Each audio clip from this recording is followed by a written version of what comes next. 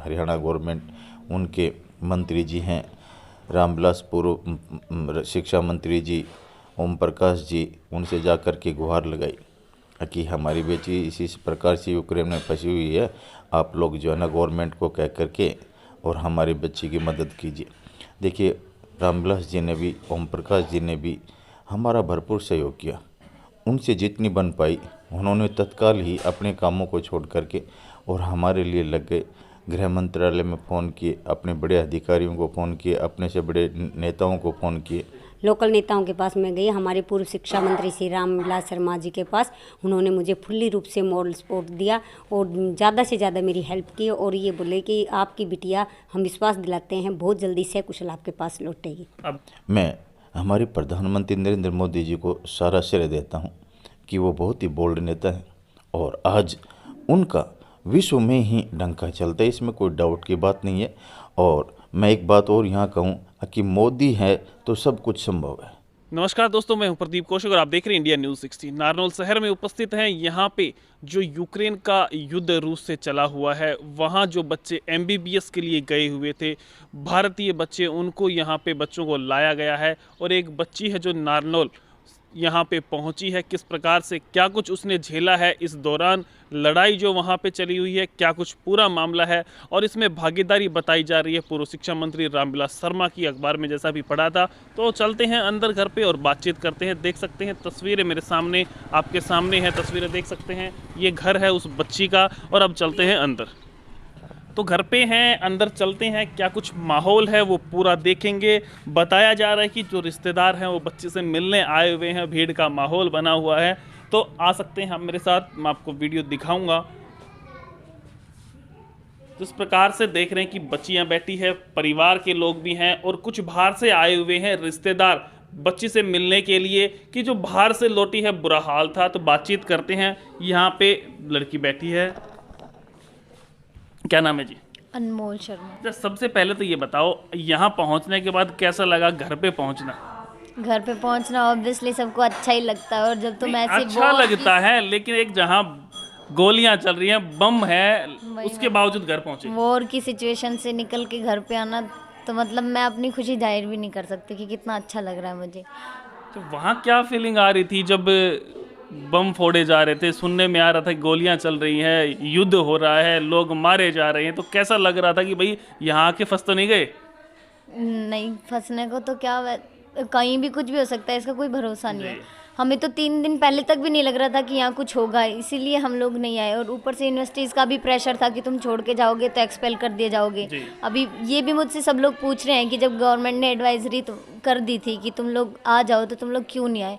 हम नहीं आ सकते थे, हमारी यूनिवर्सिटीज़ ने नोटिस निकाल दिया था कि अगर तुम बिना इन्फॉर्म किए यहाँ से जाओगे तो तुम्हें एक्सपेल कर दिया जाएगा। अब 3rd ईयर से स्टूडेंट, 4th ईयर से स्टूडेंट कोई रिस्क नहीं लेगा। जिन्होंने अपने 4 साल लगा दिए हैं, 3 साल लगा दिए हैं, वो कौन रिस्क लेगा कि यहाँ से छोड़ के फर्स्ट ईयर वाला ले सकता था रिस्क? हाँ, फर्स्ट ईयर वाला तो ले सकता है। आपका कौन सा ईयर था? मैं 3rd ईयर। 3rd year. अच्छा, काफ़ी समय हो गया था वहाँ पे रहते हुए। हाँ। तो नॉर्मली कैसा माहौल था पहले? बहुत अच्छा, इतना पीसफुल कंट्री है यूक्रेन, बहुत ज़्यादा पीसफुल कंट्री है। वहाँ पे कोई किसी की ना कोई क्राइम ही नहीं है वहाँ। क्राइम नहीं है? कभी भी तुम निकलो, रात के 2 बजे भी निकल जाओगे, कोई भी वहाँ पे किसी भी, ना लड़के को ना लड़की को, कोई भी प्रॉब्लम नहीं है वहाँ। अच्छा, 3 साल पहले वहाँ जाने का प्लान कैसे बना था फिर? बस यही कि नीट में स्कोर तो किया था, लेकिन वही जनरल में रह गए थे, तो उस वजह से कॉलेज नहीं मिल पाया।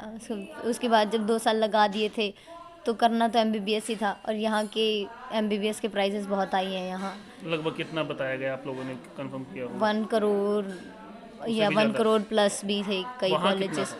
वहाँ पे नॉर्मल पैकेज देखें तो फ़ीस तो थी मतलब 35 लाख, 35, लेकिन जैसे हॉस्टल फ़ीस और मेस वगैरह का मिला के 50 to 55, 60 तक हो ही जाता है। तो आधे से भी कम में हो जाता है। तो इंडिया में ऐसी व्यवस्था होनी चाहिए फिर?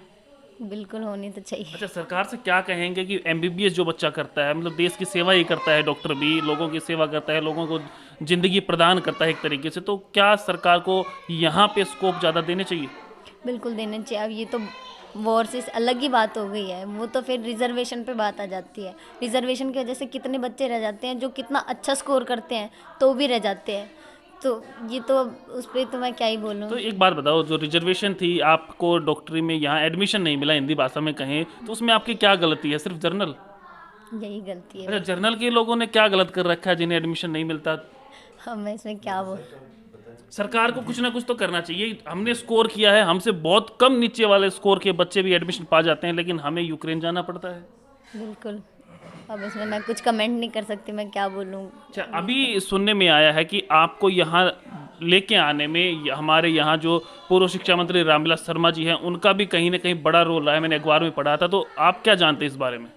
नहीं, मैं तो कांटेक्ट में नहीं थी, मेरी फैमिली कांटेक्ट में थी उनके। आपको इस उन्होंने बारे में बहुत भी नॉलेज नहीं है? नहीं, मेरे को बताया उन्होंने कि उन्होंने बहुत हेल्प करी है, मोरल सपोर्ट भी किया है। मेरे पास भी कॉल आया था कि ठीक हो कैसे, मतलब फिर उन्होंने भी अरेंजमेंट्स करवाई हैं निकलने के, काफ़ी हेल्प करी है उन्होंने भी, फैमिली को भी सपोर्ट किया है और मेरी भी काफ़ी हेल्प करी अच्छा, है। अभी यूनिवर्सिटी, क्या नाम है आपकी यूनिवर्सिटी का? National Pirogov Memorial Medical University Vinnytsia. अभी आपको वहाँ कब पता चला कि भाई आपको लीव करना है, जाना है यहाँ से? हमें तो जिस दिन ब्लास्ट हुआ उसी दिन ही, नहीं, हमें गवर्नमेंट ने 3 एडवाइजरीज करी थी कि फर्स्ट एडवाइजरी में था कि if your stay is not essential you can leave, but हमारा स्टे एसेंशियल था क्योंकि 3rd ईयर के बाद एक एग्ज़ाम होता है, क्रॉक एग्ज़ाम होता है, जिसका अगर वो किसी का क्लियर नहीं होता है तो 1 ईयर की बैक लग जाती है, मतलब तुम 2nd ईयर में आ जाओगे फिर से। वापस हो तो कोई अपना ईयर रिपीट नहीं करना चाहता और सबको ये था कि हाँ क्रॉक के लिए प्रिपेयर करेंगे, तो इसलिए मेरे जो भी ग्रुपमेट्स हैं हम लोग ने यही प्लान बनाया था कि हम लोग नहीं जाएंगे। फिर उसके बाद 14 फ़ेब को ही आई थी, 20 फ़ेब को आया था कि यू मे कंसिडर लिविंग। फिर उसके बाद घर वाले भी प्रेशर कर रहे थे कि नहीं आ जाओ, तुम वहाँ क्यों रुक रहे हो, क्रॉक होगा बाद में देखेंगे, तुम पहले तुम अभी सेफ हो यूनिवर्सिटी ने जाओ। कहा है कि भाई आपको 1 साल का बैक नहीं होगा। नहीं, ऐसा यूनिवर्सिटी से तो अभी यूनिवर्सिटी की तो हॉलीडेज कर दी गई हैं 15 हॉलीडेज तक। है। अच्छा, फिर क्लासेस कब से स्टार्ट होंगी, ऑनलाइन वगैरह? अभी कुछ आइडिया नहीं है, जब तक वहाँ कुछ नॉर्मल नहीं होता तो अभी कुछ आइडिया नहीं है। तो वहाँ से आपको निकलने के बाद, आप यूनिवर्सिटी से निकले, फिर क्या कुछ कहाँ पहुँचे, क्या वहाँ पे सहयोग मिला? हमने यूनिवर्सिटी से 6 to 7 बसेस अरेंज कराई थी हमारी यूनिवर्सिटी में जितने भी स्टूडेंट्स थे उनके लिए इवैक्यूएशन के लिए। तो उसमें हर बस में 50 to 60 स्टूडेंट्स थे। हम लोग ने अपने बसेस के आगे इंडियन फ्लैग लगा रखा था ताकि हमें इजीली कोई भी बिना प्रॉब्लम के हम लोग अपनी सिटी से बॉर्डर तक जा सकें, क्योंकि जो लास्ट सिटी होती है चन्नेवित्सी, लास्ट सिटी थी बॉर्डर के जो पास है, वहाँ पे आर्मी की चेक पोस्ट्स लगी थे, तो वहाँ पे भी हमें कोई प्रॉब्लम नहीं हुई, हमें इजीली वहाँ से क्रॉस करने दिया गया। बॉर्डर के बाद फिर कैसे यहाँ पहुँचे? नहीं, बॉर्डर पे नहीं, वो चन्नेवित्सी क्रॉस करने तक कोई दिक्कत नहीं थी। उसके बाद बॉर्डर पे बहुत सारी प्रॉब्लम्स हैं। क्या क्या जैसे? बॉर्डर्स पे बच्चों को, इंडियन स्टूडेंट्स को वो लोग नहीं निकलने दे रहे हैं। यूक्रेनियंस हैं वो दूसरे गेट से जा रहे हैं, वो जो आ रहा है वो जा रहे हैं, उनकी बसेस आ रही हैं वो भी जा रहे हैं, उनके व्हीकल्स जा रहे हैं, लेकिन इंडियन स्टूडेंट्स को उन्होंने होल्ड बैक करके रखा है। अच्छा, नियर अबाउट कितने टोटल स्टूडेंट्स वहाँ पे होंगे इंडिया की? हर बॉर्डर पे एटलीस्ट 1500 to 2000 स्टूडेंट्स तो होंगे फिलहाल। अभी क्या क्या परेशानियाँ, खाने वाने पीने की, रहने की, क्या कुछ भी नहीं बॉर्डर पे है? कोई भी अरेंजमेंट नहीं है। बॉर्डर पे ना वॉशरूम्स हैं, ना कुछ खाने की अरेंजमेंट्स हैं, कोई भी अरेंजमेंट नहीं है, पानी कुछ भी नहीं है वहाँ पे। अच्छा, फिर वहाँ से इंडिया आने का क्या अरेंजमेंट हुआ आपका? वहाँ से तो बॉर्डर हमने क्रॉस किया खुद से। वहाँ पे तो बॉर्डर पे तो अभी भी बहुत बुरी हालत है, वो यूक्रेनियन आर्मी बहुत मिसट्रीट कर रही है इंडियन स्टूडेंट्स को, और लेकिन हमने जब वो क्रॉस किया उसके बाद तो हमें कोई प्रॉब्लम नहीं हुई। अच्छा, बच्चों के रोने की या परेशान होते की काफ़ी वीडियो वायरल हो रही, वो सच लग रही है फिर तो? वो सच है, हमने खुद ने फेस किया है वो। हमें ऐसे धक्का दे दिया जा रहा था, हम किसी तरह से करके, ऐसी कोई वो प्रॉपर लाइन नहीं लगवा रखी थी कि वो लगवा रहे थे कि हाँ ठीक है be in a line and we will get you out of the border, and after 3 to 4 hours they inform us कि अभी नहीं, 4 hours के बाद फिर से होगा। 4 घंटे हमने वेट किया लाइन में, उसके बाद हमें फिर से कह रहे हैं कि नहीं फिर से होगा। ऐसे हमने 24 hours वहाँ पे वेट किया। वहाँ पे फ्रीजिंग टेम्परेचर है, -7 to -8 चल रहा है बॉर्डर पे। ना हमने ऐसे कुछ क्लोथ्स लिए थे क्योंकि हम बस खुद ही निकल गए, वही बड़ी बात थी, अपनी सिटी से जो निकल गए। वहाँ पे फ्रीजिंग टेम्परेचर है, वहाँ पे बच्चों को मिसट्रीट कर रहे हैं, ओपन फायरिंग कर रहे हैं यूक्रेनियन आर्मी। बहुत ही, मतलब इंडियन स्टूडेंट के साथ तो बहुत बुरा बिहेव कर रहे हैं। इंडियन के साथ ही कर रहे हैं और के साथ भी किया जा नहीं, रहा है? इंडियंस के साथ और मे बी नाइजीरियंस के साथ भी, तो हम सब के साथ। यूक्रेनियंस को कोई प्रॉब्लम नहीं दे रहे, वो बहुत इजीली उनको क्रॉस कर। आपके साथ जो इंडियंस थे उनमें से लगभग आ चुके हैं या बाकी हैं अभी वहाँ? मेरे जो ग्रुपमेट्स थे वो ऑलमोस्ट सब आ गए हैं। और जो मेरे साथ में मेरे फ्रेंड्स थे, और बाकी स्टूडेंट्स तो वहाँ बहुत हैं अभी। अच्छा, अभी कब पहुँचे आप दिल्ली, या कहाँ पे पहुँचे थे? मैं आज ही मॉर्निंग में 1 AM पे हम लोग ने लैंड। किसने रिसीव किया वहाँ पे? वहाँ पे गवर्नमेंट के ऑफिशियल्स भी थे कि वहाँ पे बहुत सा हर स्टेट के अलग अलग ऑफिशियल थे। राजस्थान की भी गवर्नमेंट थी वहाँ पे, ओडिशा, फैमिली और से? फैमिली से मुझे लेने, मेरे फैमिली से मेरे बड़े पापा और मम्मी और दीदी और जीजू आए थे। क्या फीलिंग थी कि घर वालों से मिले वहाँ पे एयरपोर्ट पे? बहुत अच्छी फीलिंग थी कि बस हाँ अब बच गए हैं, अब सेफ हैं, आ गए। लग रहा था एक टाइम पे तो बॉर्डर पे ऐसा लग रहा था कि पता नहीं जा भी पाएंगे या नहीं जा पाएंगे, यहीं रह जाएंगे, बॉम्ब से नहीं तो ठंड से मर जाएंगे। तो वहाँ जब बॉर्डर पे थे तो घर वालों से फ़ोन पे कांटेक्ट हुआ था? कांटेक्ट हो रहा था, लेकिन यहाँ पे हम लोग सिचुएशन नहीं बता रहे थे कि यहाँ पे इतनी बुरी सिचुएशन है, क्योंकि हम बताते ये और परेशान होते। बिल्कुल बिल्कुल। मतलब कहीं ना कहीं छोटी उम्र में समझदारी से काम लिया, कह सकते हैं। तो अभी 3 साल आपको हो चुके हैं, कितना साल बाकी है अभी? अभी मेरे 3 साल हो रहे हैं। अच्छा अच्छा, तो अभी क्या लगता है क्या कुछ होगा आगे? कोई आइडिया नहीं है अभी तो, जब तक यूनिवर्सिटीज़ दोबारा शुरू नहीं होती तब तक तो कोई आइडिया नहीं है। देखो, तो वहाँ आपकी यूनिवर्सिटी में टोटल कितने बच्चे थे इंडियंस? अराउंड 1000 टू नहीं 1500 स्टूडेंट्स तो कुछ थे, 1500 टोटल कितने स्टूडेंट थे यूनिवर्सिटी में से? टोटल। Medical तो में? काफ़ी हैं, हर कंट्री से आते हैं, इजिप्ट से, नाइजीरिया से, एक्वाडोर, स्पेन, हर जगह से आते हैं। कहीं ना कहीं अब हाल बहुत बुरा है। बहुत बुरा। तो क्या बिहेवियर वहाँ सोल्जर्स का देखें, एमबीबीएस करने आ रहे हैं, इंडिया में जगह नहीं है, तो कहीं ना कहीं गवर्नमेंट को क्या कहेंगे, कोई मैसेज? बस मैं यही बोलना चाहूँगी कि बच्चों को बॉर्डर से, यूक्रेनियन बॉर्डर से इवैक्यूएट कर लिया जाए, तो वहाँ पे इंडियंस ऑफिशियल 2-3 हो जाएं, तो ताकि बच्चों को प्रॉपरली वहाँ से इवैक्यूएट किया जाए, तो ये चीज़ बहुत अच्छी हो जाएगी। क्योंकि बॉर्डर पे जो मेन प्रॉब्लम है ना, वो यूक्रेनियन बॉर्डर क्रॉस करने में है। क्योंकि उसके बाद तो बहुत ज़्यादा हेल्प प्रोवाइड करी है गवर्नमेंट में, लेकिन मेन वहीं से, क्योंकि वो यूक्रेनियन आर्मी बहुत बच्चों को बहुत परेशान कर रही है, उनको पुश कर रही है, ओपन फायरिंग कर रही है। हमारे साथ कितनी सारी गर्ल्स से गिरा दिया, उनके किसी के हाथ में लग गई, किसी के पैर में लग गई, किसी को तो रबड़ की बुलेट भी लगी है। तो काफ़ी अभी जो बच्चे वहाँ फंसे हुए हैं, जो निकलने की सोच रहे 4 घंटे, जैसे आपने 24 घंटे वेट किया, वो अभी भी वेट कर रहे हैं, उन्हें किस प्रकार से मोटिवेट करोगे? बस वही, स्टे स्ट्रॉन्ग। ओनली? अच्छा, खाना पीना तो वहाँ कुछ है नहीं, तो स्ट्रॉन्ग कैसे रहें? वो -डिग्री बस टेम्परेचर वही है। एक सैचुरेशन पॉइंट आ जाता। मेरा खुद का भी एक ऐसा सैचुरेशन पॉइंट आया था। मैं अभी फिर मैंने काफ़ी होल्ड किया था कि नहीं, घर पे नहीं बताऊँ, पर फिर एक टाइम पे मैंने भी फ़ोन करके घर पे रोने लग गई कि अब शायद मम्मी पता नहीं क्रॉस होगा नहीं होगा, वापस भी नहीं जा सकते, सिटी में बहुत बुरा हाल था, और बॉर्डर भी क्रॉस नहीं होने दे रहे हैं, तो शायद पता नहीं यहीं रह जाएँ, जा पाएँ नहीं जा पाएँ, कोई आइडिया नहीं है। अभी खुश हो? अभी तो बहुत खुश हूँ, वैसे खुद के लिए तो बहुत खुश हूँ, लेकिन अभी भी मेरे को ऐसा लग रहा है कि मेरे इतने सारे फ्रेंड्स और मेरे साथ जो, क्योंकि जो मैंने फील किया है वो अभी भी बहुत सारे लोग फील कर रहे हैं। नहीं, आपने जो 24 घंटे किया, हो सकता है बच्चे 48 घंटे 72 घंटे मे भी भी कर रहे हैं। हाँ, और वहाँ पे कोई सिस्टम नहीं है कि जो पहले आ रहा है वही जा रहा है। जो हमारे सामने जो बिल्कुल आए थे वो भी चले गए, ऐसा हो रहा है, क्योंकि वो रैंडमली बच्चों को निकाल रहे हैं, randomly 20 to 30 at a time निकालते हैं, और वहाँ पे खड़े हैं थाउजेंड ऑफ स्टूडेंट्स में से 20 और 30, आप समझ रहे हो दिन में कितने में, सिर्फ 100 में भी निकल पाएंगे। बहुत बुरा हाल है। मीन्स बहुत। इस प्रकार से बताया है अनमोल ने कि सबसे बड़ी बात तो जनरल कैटेगरी कोटा मिलता है, बच्चे यहाँ एडमिशन नहीं ले पाते हैं, उसके बाद वहाँ जो कंडीशंस हैं, ओपन फायरिंग हो रही है, बच्चों को बुलेट्स भी लग रही हैं, खाना भी नहीं है, ना कोई टॉयलेट की व्यवस्था है, और लड़कियाँ बहुत परेशान हैं क्योंकि लड़कियाँ ही ज़्यादा एमबीबीएस करने वहाँ गई हुई है। तो फैमिली मेम्बर्स यहाँ पे हैं, किस प्रकार से उन्होंने यहाँ पे बेटी का इंतजार किया है, उनसे बातचीत करते हैं। तो जो बेटी को रिसीव करने एयरपोर्ट पे गए थे इनके ताऊजी, उनसे बातचीत करते हैं, क्या कुछ इनके मन में था, क्या कुछ अब सोच रहे हैं। नमस्कार जी।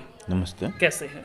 बिल्कुल ठीक हूँ। नाम आज तो बताएं। मेरा नाम जय भगवान शर्मा है। अच्छा, जिस प्रकार से वहाँ पे फायरिंग वगैरह हो रही थी, युद्ध चल रहा था, बेटे का फ़ोन भी आया होगा, बातचीत भी हुई होगी, तो किस प्रकार से मन में क्या क्या चल रहा था? देखिए, मन की व्यवस्थाएं तो ऐसी थी कि पता नहीं बच्चे से मिल भी पाएंगे या नहीं मिल पाएंगे, लेकिन इसका जब बार बार फ़ोन आता था तो आत्मा में कहीं ऐसा सुकून मिलता था कि हमारी बच्ची जीवित है। जी। और जब आदमी जीवित होता है, उसका पता चलता है, तो मन में जो है ना एक आशा तो होती है कि भी उस आशा के सहारे जो है ना आदमी जीता है। बाकी पिछले 8 दिन से हमारे परिवार ने बहुत ही तकलीफ़ के दिन निकाले हैं, क्योंकि बच्ची वहाँ है, हम यहाँ क्या कर सकते हैं। मोस्टली बच्ची ने बताया कि जो ना वहाँ -8 से 10 तापमान चल रहा है। ऐसी हालात में बच्ची को रात को 24 घंटे पूरी 24 घंटे वहाँ रात में निकाले, वो बड़े कठिन थे। उससे हम बहुत ही परेशान हो गए थे। हाँ, हरियाणा गवर्नमेंट, उनके मंत्री जी हैं रामविलास पूर्व शिक्षा मंत्री जी ओम प्रकाश जी, उनसे जा कर के गुहार लगाई कि हमारी बेटी इसी प्रकार से यूक्रेन में फंसी हुई है, आप लोग जो है ना गवर्नमेंट को कह कर के और हमारी बच्ची की मदद कीजिए। देखिए, रामविलास जी ने भी, ओम प्रकाश जी ने भी हमारा भरपूर सहयोग किया। उनसे जितनी बन पाई उन्होंने तत्काल ही अपने कामों को छोड़ करके और हमारे लिए लग गए। गृह मंत्रालय में फ़ोन किए, अपने बड़े अधिकारियों को फ़ोन किए, अपने से बड़े नेताओं को फ़ोन किए और हमारे को बड़ी ढांढस दी। हमारे पास बैठ करके हमें समझाया, हमें मोरल सपोर्ट दिया कि आप घबराइए मत, वो बेटी आपकी नहीं है, अब हमारी भी है। तो हमें उन्होंने बहुत सांस बंधाया हमारा। फिर आपको कैसे पता चला कि बेटी प्लेन में बैठ गई है और दिल्ली पहुंचने वाली है? ये तो बेटी ने का संपर्क हमारे से लगातार बना हुआ था और बेटी ने कल हमें फ़ोन करके बताया करीब शाम को 4-5 बजे के लगभग कि मैं, हो सकता है कि मैं भी पॉसिबिलिटी आज मैं जो ना ट्रेन में बैठ जाऊं। तो बड़ी खुशी हुई। उसके बाद में जैसे कि शाम को 6 बजे बेटी ने बताया कि मैं जो है ना एयरपोर्ट में घुस गई। तो घुस गई का मतलब है कि वो तो आएगी ही आएगी। बिल्कुल। तो फिर उसके बाद में 6:30 बजे मतलब फ़ोन आया कि मैं जो है ना प्लेन में बैठ गई हूँ और हमारी प्लेन 6:30 बजे चलेगी और ये रात को करीब 11:30 बजे के लगभग दिल्ली पहुँचेगी। तो हम उसी के हिसाब से जो है ना हम अपनी बेटी को लेने के लिए दिल्ली चले गए। हम रात को 11:30 बजे वहाँ पहुँचे। वहाँ जाने के बाद में हमने अपने यहाँ प्रशासनिक अधिकारियों से रात को 11:30 बजे बात की। CTM साहब से फ़ोन पर बात हुई, उन्होंने हमें वहाँ एक हेल्प नंबर दिया और वहाँ के जो प्रोटोकॉल अधिकारी थे उनका नंबर दिया और वहाँ की प्रशासन ने भी, उस प्रोटोकॉल अधिकारी ने हमारे को तुरंत जो है पिकअप किया। पिकअप करने के बाद में उन्होंने हमारी हेल्प की कि आप जो है ना VIP लाइन से और गेट नंबर 5 पर पहुँच जाइए, मैं आपका इंतज़ार कर रहा हूँ। वो हम 10-15 मिनट लेट भी हुए, लेकिन अधिकारी ने हमारा इंतज़ार किया 15 मिनट तक। हम पहुंचने के बाद में हमारा स्वागत किया। ये तो बहुत ही अच्छी बात थी कि भाई हमें ऐसा महसूस तो हुआ कि हमारे जो न प्रशासनिक अधिकारी हमारे लिए, हमारे बच्चों के लिए कितना अच्छा कार्य कर रहे हैं। रात उसके को बाद बेटी आई, फिर कैसा लगा, कितने बजे पहुंची? बेटी करीब हमें रात को 12:30 बजे के बाद आई, 12:30 बजे के लगभग आई। देख करके बड़ा खुश हुआ कि जो है ना किस हालत में है। हमने जैसे हालात में बच्चे को भेजा था वैसी हालात तो नहीं थी। एक बार तो ऐसा महसूस हुआ मुझे खुद कि पता नहीं ये मेरी बेटी है कि नहीं है, लेकिन मैं जब नज़दीक गया, जब मुझे महसूस हुआ कि मेरी ही बेटी है। यानी कि उसकी हालात बहुत अच्छे नहीं थे, डरी हुई थी, बाल बिखरे हुए थे, शरीर पर मतलब कपड़े भी बहुत ही कम थे इतनी सर्दी के अंदर। तो लेकिन जब मिले तो बड़ी खुशी हुई। अभी बेटी यहाँ पहुंची है, इसमें किसका क्रेडिट मानते हैं? भाई युद्ध जहाँ चल रहा है वहाँ से लगभग सकुशल बेटी अपने देश आ गई। इस क्रेडिट में मैं हमारे प्रधानमंत्री नरेंद्र मोदी जी को सारा श्रेय देता हूँ कि वो बहुत ही बोल्ड नेता हैं और आज उनका विश्व में ही डंका चलता है, इसमें कोई डाउट की बात नहीं है। और मैं एक बात और यहाँ कहूँ कि मोदी है तो सब कुछ संभव है। तो अभी किस प्रकार से घर वाले हैं, रिश्तेदार हैं, सभी मिलने आ रहे हैं बेटी से, तो कैसा लग रहा है? भाई बेटी वहाँ से आई है, लोग मिलने आ रहे हैं। देखिए, इसमें तो खुशी की बात है। हमारे रिश्तेदार, हमारे मिलने वाले, हमारे फ्रेंड्स पिछले 8 दिन से ही हमारे संपर्क में बने हुए हैं। लेकिन कल से जब से उनको ये पता चला है कि भाई बेटी कल आ जाएगी, रात को आ जाएगी, तो उनका बरोबर हमारे साथ जो है ना संपर्क होता रहा। अभी कुछ रिश्तेदार हमारे आ भी गए हैं, हमारे मित्र भी आ गए हैं, कुछ आने बाकी भी हैं, कुछ फ़ोनों पर हमारे से को बधाइयाँ दे रहे हैं। और देखिए, अच्छा तो लगता ही है कि इसे ही परिवार कहते हैं। अभी जो बच्चे वहाँ फंसे हुए हैं उन्हें क्या संदेश आप देना चाहेंगे? क्या गवर्नमेंट को कहना चाहेंगे? किस प्रकार से क्या कुछ हो? बच्चों के लिए तो संदेश एक ऐसा है, किसी को ही जीवन कहते हैं। मे भी आप स्ट्रगल कीजिए, आप ज़रूर जो है ना बाहर आएंगे। और सरकार से मेरा निवेदन है कि जिस प्रकार से आपने हमारे बच्चों को जल्दी जल्दी करके या प्रयास करके जल्दी भेजा है, इसी प्रकार से जो बच्चे फंसे हुए हैं उनको भी तुरंत और जल्दी लेकर के आए। एक छोटी सी लाइन और पूछना चाहूँगा, जिस प्रकार से अपने देश से बाहर जाके बच्चे एमबीबीएस कर रहे हैं, कहीं ना कहीं देश को भी तो सीट्स बढ़ानी चाहिए ताकि अपने देश में ही बच्चे उपलब्धि हासिल कर सकें। इस विषय में मैं दो जवाब दूंगा आपको।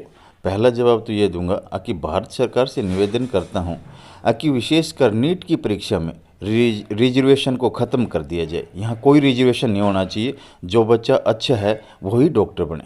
रिजर्वेशन ख़त्म नीट के अंदर, बिल्कुल। और किसी में कोई कुछ भी चले या नहीं चले, लेकिन नीट में रिजर्वेशन ख़त्म ही होना चाहिए। 33 से और 93 या 99, इसका मतलब 0, बिल्कुल मेडिकल 0, उसका हम रिजल्ट भी देख भी रहे हैं।